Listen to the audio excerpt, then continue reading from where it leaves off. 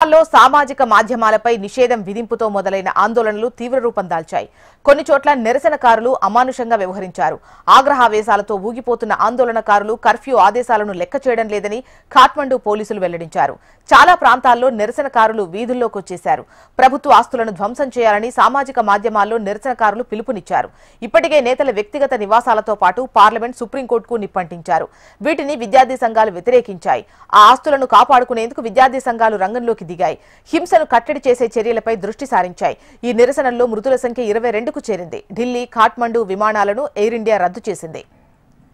నేపాల్ ప్రధాని పదవికి కేపీ శర్మ ఓలీ రాజీనామా చేశారు.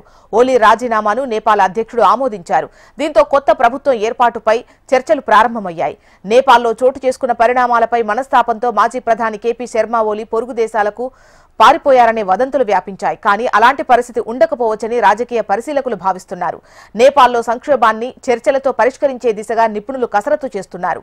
నేపాల్ కొత్త ప్రధానిగా ఖాట్మండు మేయర్ బాలేంద్ర షాను ఎన్నుకునే అవకాశాలున్నాయి.